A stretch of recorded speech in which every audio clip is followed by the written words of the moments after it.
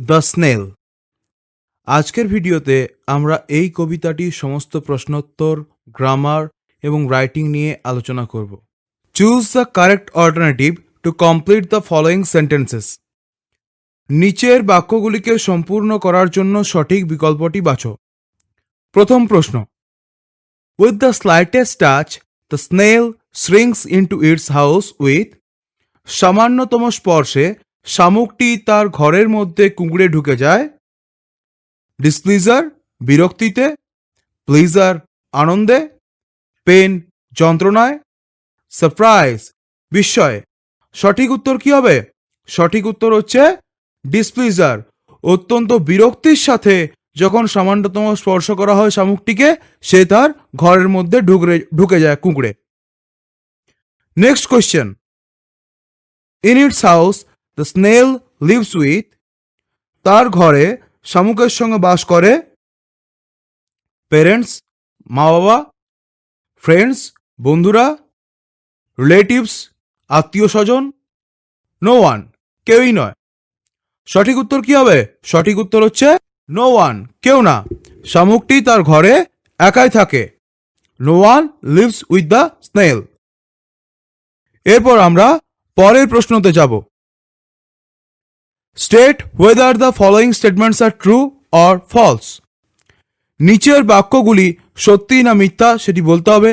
Provide sentences, phrases, words in support of your answer. তোমার উত্তরের সপক্ষে বাক্য, শব্দবন্ধ বা শব্দ দাও। প্রথম প্রশ্ন আছে, that snail fears to fall from the wall. শামুকটি দেওয়াল থেকে পড়ে যাওয়ার ভয় পায়। এটি ঠিক না ভুল? এটি ভুল। তার কারণ হচ্ছে দ্য স্নেল স্টিক্স ক্লোজ নর ফিয়ার্স টু ফল। শামুকটি দেওয়ালের সাথে একদম সেটে থাকে, পড়ে যাওয়ার ভয় সে করে না, সেজন্য এটি falls. Next question, the snail comes out of his house during a storm. শামুকটি তার ঘর থেকে বেরিয়ে আসে ঝড়ের সময়। এটি ঠিক না ভুল? এটি ভুল। তার কারণ হচ্ছে within that house secure he hides of Sturm or other harm. যখন কোনো ঝড় হয় বা যখন কোনো বিপদের আশঙ্কা সে বুঝতে পারে, আশঙ্কা করে, তখন সে নিজেকে তার বাড়ির মধ্যে লুকিয়ে রাখে। এরপর আমরা পরের প্রশ্নতে যাব। Answer the following question. নিচের প্রশ্নগুলির উত্তর দাও। প্রথম প্রশ্ন, what does the snail usually stick itself to. শামুক সাধারণত কিসের সঙ্গে আটকে থাকে?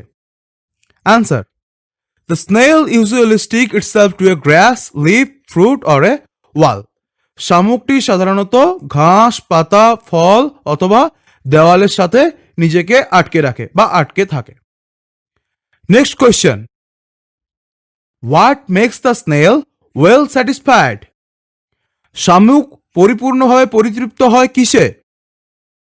Answer, the snail likes to live alone, he is self content creature, he needs no personal belongings, so to have himself as his whole treasure satisfies him well. The snail likes to live alone.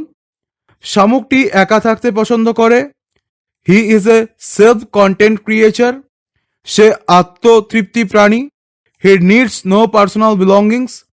তার ব্যক্তিগত সম্পত্তির দরকার পড়ে না, কোনো সম্পত্তির দরকার তার হয় না। So to have himself as his whole treasure satisfies him well. তাই নিজেকেই গোটা সম্পত্তি হিসাবে পেলে সে দারুণ পরিতৃপ্তি লাভ করে। অর্থাৎ শামুকটির অন্য কোনো সম্পত্তির প্রয়োজন হয় না। He just need himself and he consider himself as a whole treasure. সে নিজেকেই সম্পূর্ণ সম্পদ রূপে ভাবে। এরপর আমরা গ্রামার নিয়ে আলোচনা করব। Change the following sentences into questions as directed. নির্দেশ অনুসারে নিচের বাক্যগুলিকে প্রশ্নবোধক বাক্যে রূপান্তরিত করো। প্রথম কোয়েশ্চেন আছে, সিরাজ অলওয়েজ রাইজেস আর্লি। এটাকে করতে হবে interrogative sentence using does. Does দিয়ে এটাকে প্রশ্নবোধক বাক্যে পরিণত করতে হবে। সিরাজ অলওয়েজ রাইজেস আর্লি এর অর্থ কি? সিরাজ সবসময় খুব সকালে ঘুম থেকে ওঠে। তাহলে যখন এটাকে আমরা ইন্টারোগেটিভ সেন্টেন্স করব কি হবে? Does not Siraj always rise early. Siraj কি সকালবেলা ঘুম থেকে তাড়াতাড়ি ওঠে না? বা সিরাজ কি সবসময় খুব সকালে ঘুম থেকে ওঠে না? যখন অ্যাসারিভ থেকে ইন্টারোগেটিভ করছি, যেহেতু এখানে ডাজ ইউজ করতে বলা হয়, সেই জন্য এখানে নটটা আমরা ইউজ করলাম, কারণ এখানে অ্যাসার্টিভে নটটা নেই, সেই জন্য ইন্টারোগেটিভে যখন করছি তখন এখানে নটটাকে ইউজ করা হচ্ছে। এখানে একটা কথা বলে রাখি যে গ্রামারের উপরে তোমাদের আলাদা ভিডিও বানানো হবে, যেখানে transformation of sentences, joining of sentences, splitting of sentences, clauses, phrases, voice change, narration change, এগুলোর উপরে ইন ডিটেলসে রুলসগুলো নিয়ে ডিসকাশন করা হবে, প্রচুর এক্সাম্পল দেওয়া হবে, উদাহরণ দেওয়া হবে, এবং সেখানের থেকে তোমরা গ্রামারটাকে ভালো করে শিখতে পারবে। যেহেতু এটা অ্যাক্টিভিটিটাকে জাস্ট সলিউশন করা হচ্ছে, সেই জন্য আমি জাস্ট অ্যান্সারগুলোকে বলে দিচ্ছি। Next question, Joyce is the best singer in the class. Joyce হচ্ছে ক্লাসের মধ্যে সবচেয়ে ভালো গায়ক। এখানে বলছে information question using who, who দিয়ে এটাকে ইন্টারোগেটিভ সেন্টেন্সে পরিণত করতে হবে। তাহলে কি হবে? Who is the best singer in the class, ক্লাসের মধ্যে সবচেয়ে ভালো গায়ক কে? Next question, he saw the rainbow, interrogative sentence using did, did দিয়ে এটাকে ইন্টারোগেটিভ সেন্টেন্স করতে হবে। এ বাংলা মানে কি? হি স দ্য রেইনবো, সে রামধনু দেখেছিল। যখন এটাকে ইন্টারোগেটিভ সেন্টেন্স করবো কি হবে? Did not he see the rainbow, এখানে নট ছিল না, সেই জন্য এখানে নটটাকে যোগ করা হলো। Did not he see the rainbow, সে কি রামধনু দেখেনি? যখন এটাকে ইন্টারোগেটিভ করলাম সেই জন্য এখানে নটটা যোগ করা হলো। যদি এখানে নট থাকতো তাহলে এখানে দিতাম না, যদি এখানে থাকতো তাহলে ওখানে দিতাম না। মানে অ্যাসার্টিভে যদি নট না থাকে তখন ইন্টারোগেটিভ করবো, তখন নট দিতে হয়। আবার যখন ইন্টারোগেটিভে নট থাকে সেটাকে যদি অ্যাসার্টিভে করি তখন অ্যাসার্টিভে নটটা দিতে হবে না। Next question, I go to school by bus, information question using how, how দিয়ে এটাকে ইন্টারোগেটিভ সেন্টেন্স করতে হবে। I go to school by bus, আমি বাসে করে স্কুলে যাই। তাহলে যখন এটা ইন্টারোগেটিভ করবো কি হবে? How do I go to school, আমি কিভাবে বিদ্যালয়ে যাই। How do I go to school, আমি কিভাবে বিদ্যালয়ে যাই। এরপর আমরা রাইটিং অ্যাক্টিভিটির দিকে যাব। এখানে বলছে write a letter to the editor of an English daily about the disturbances caused by the thoughtless use of loudspeaker. একটি ইংরেজি দৈনিক পত্রিকার সম্পাদককে চিঠি লিখতে হবে। বিষয়বস্তু কি না, যথেচ্ছ লাউডস্পিকার ব্যবহারের ফলে যে সমস্যার সৃষ্টি হয় সেই সমস্যার কথা জানিয়ে সম্পাদককে চিঠি লিখতে হবে 100টি শব্দের মধ্যে। তো চলো চিঠিটা লিখে ফেলা যাক। এডিটরকে যখন চিঠি করা হয় তখন বাঁ দিকে কিভাবে লিখতে হয়? টু দ্য এডিটর, তারপরে যে পেপারে বা যে পত্রিকার সম্পাদককে চিঠি লেখা হচ্ছে সেই পত্রিকার নাম, দেন অ্যাড্রেসটা, তারপরে এখানে দিতে হয় subject, thoughtless use of loudspeaker, অর্থাৎ লাউডস্পিকারের যথেচ্ছ ব্যবহার। যে কোনো এডিটোরিয়াল চিঠি করতে গেলে সাবজেক্ট দিতে হয়, এখানে হচ্ছে লাউডস্পিকারের যথেচ্ছ ব্যবহার। Respected sir, through the esteem column of your English daily, I would like to express my frustration and protest against the thoughtless use of loudspeaker. আপনার উচ্চমানের দৈনিক কলামের মাধ্যমে আমি লাউডস্পিকারের যথেচ্ছ ব্যবহারের বিরুদ্ধে আমার হতাশা ও প্রতিবাদ জানাতে চাইছি।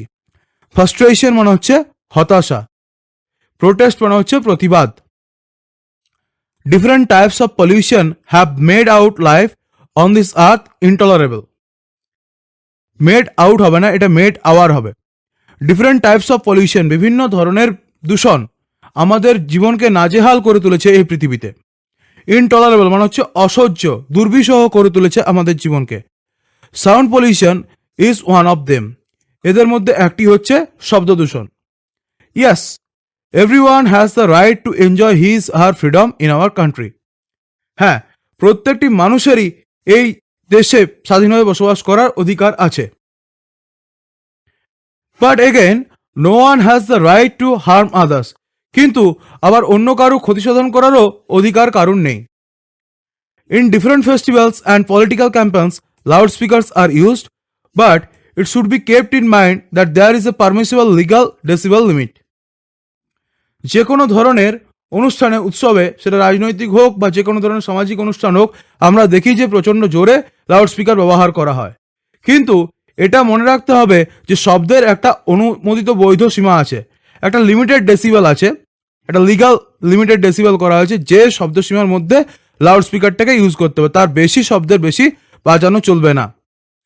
Yet everyone we see thoughtless use of microphone all the time, তবুও সব জায়গায় আমরা দেখি যে সবসময় লাউডস্পিকারকে যথেচ্ছভাবে ব্যবহার করা হচ্ছে। Those who are old or suffering from different diseases, specially heart disease, loudspeaker can cause them harm. যারা বৃদ্ধ বা যারা অসুস্থ, বিশেষ করে যারা হার্টের সমস্যা বা হার্টের অসুখে ভুগছে, লাউড স্পিকার তাদের জন্য মারাত্মক রকমের ক্ষতি করতে পারে। Again, during examination, students' attention become distracted by the use of loudspeakers. এবং পরীক্ষার সময়ে ছাত্রছাত্রীদের মনোযোগের বিঘ্ন ঘটে। ছাত্রছাত্রীরা যখন পড়াশোনার সময় যদি তাদেরকে জোরে লাউড স্পিকার বাজানো হয়, তাহলে কি হয়? তাদের মনোসংযোগের বিঘ্ন ঘটে। I pray that the government takes stern action against the offenders. আমার প্রার্থনা যে সরকার যেন এই দোষীদের কড়া শাস্তির বিধান দেয়। যারা জোরে লাউড স্পিকার যারা বাজায়, তাদের এগেনস্টে সরকার যেন কড়া পদক্ষেপ নেয় এবং সরকার যেন তাদের কড়া শাস্তির ব্যবস্থা করে। এরপরে ডান দিকে এখানে কর্নারে যে পাঠাচ্ছে তার নাম এবং অ্যাড্রেসটা দিতে হয়, তার ডিটেলস দিতে হয়। এখানে হচ্ছে ইয়োর্স ফেথফুলি, তোমার নাম Shirshendu Mukherjee, student of class 10, স্কুলের নাম। এ হচ্ছে মানে নিউজ পেপারের এডিটরকে এভাবে চিঠি লিখতে হয়। তো ভিডিওটি যদি তোমাদের ভালো লাগে, তোমরা তোমাদের বন্ধুর সাথে শেয়ার করবে। এবং আর একটা কথা, যে প্রচণ্ড কষ্ট করে অনেক টাইম নিয়ে এক একটা ভিডিও বানাতে হয়, তাই তোমরা চ্যানেলটাকে সাবস্ক্রাইব করবে, কারণ সাবস্ক্রিপশন ইজ টোটালি ফ্রি, এটার জন্য কোনো তোমাদেরকে টাকা লাগে না। এবং যদি তোমাদের কোনো কোশ্চেন থেকে থাকে, তোমরা কমেন্ট সেকশনে সেটা লিখতে পারো এবং আমি আমার সাধ্যমতো চেষ্টা করবো তোমাদের ডাউটসগুলোকে ক্লিয়ার করার জন্য। ভিডিওটি দেখার জন্য তোমাদেরকে ধন্যবাদ।